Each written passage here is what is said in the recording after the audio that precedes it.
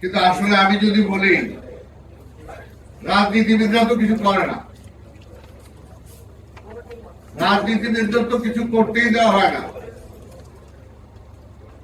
এটা কারণ একটাই যে স্বাভাবিকভাবে আজকে আইনের ব্যাখ্যাটা ভালোভাবে যেভাবে দিতে পারবেন ঠিক একইভাবে আবার দুই একটা প্যাচ লাগে খারাপ ভাবেও বোলান সাহেব যেভাবে দিতে পারবেন সাধারণ একটা আইনজীবী দিতে পারবে না বা আমিও পারবো। এর জন্য এই রাষ্ট্রে যেটা আমরা মেধাবীদেরকে আমরা শ্রদ্ধা করি আর মেধার কোনো বিকল্প নাই, এটাও ঠিক। কিন্তু আজকে যদি বলি যে রাজনীতিবিদদের হাতে তো ক্ষমতাই নাই, সব ক্ষমতা তো ব্লুপ্রিন্টদের হাতে,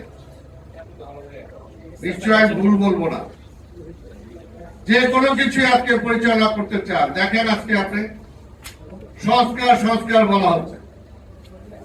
রাজনীতিবিদদের দলের পক্ষ থেকে আমাদের ভারপ্রাপ্ত চেয়ারম্যান তারেক রহমান, সেটাও এই সরকারের আমলে না, যখন ফ্যাসিবাদ ক্ষমতায় তখন তিনি 31 দফা দিয়েছিলেন সংস্কারের জন্য, রাষ্ট্র ব্যবস্থা সংস্কার করা দরকার, এবং শুধু বিএনপি না, সকল আন্দোলনকারী রাজনৈতিক দলের পক্ষ থেকে।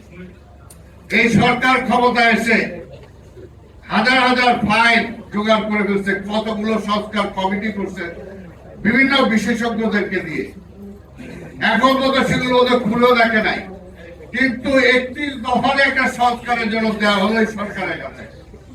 এখন পর্যন্ত কি এই সরকার সে 31 দফাটা খুলে দেখছেন বা রাজনৈতিক দলগুলোর সাথে আলোচনা করছেন যে আপনার কি সংস্কারটা চান? রাজনীতি করবে রাজনীতিবিদরা, দোষ দিবেন রাজনীতিবিদদের, রাষ্ট্র পরিচালনা করবে রাজনীতিবিদরা, আর সেই রাজনীতিবিদদের বাইরে আপনার সংস্কার করে, অর্থাৎ আমি একটা ড্রেস করবো, আপনি নিজের সাইজে বানায় আমার পড়তে বলবেন, আর এটা তো হবে না। আমরা জানি হ্যাঁ, রাজনীতি মেধায় স্বাভাবিকভাবে ওনারা সবচেয়ে, আজকে সালাউদ্দিন সাহেবের মধ্যে সব গুণই আছে, উনি একজন গুরুত্ব ছিলেন, উনি আবার আইনের মানুষও, আবার উনি রাজনীতিবিদও, কাজে উনি হয়তো এই বিষয়টা আরো ভালোভাবে বলতে পারবেন। কিন্তু এটা তো মেধার কোনো, আমি আগেই বলছি মেধার কোনো বিকল্প নাই।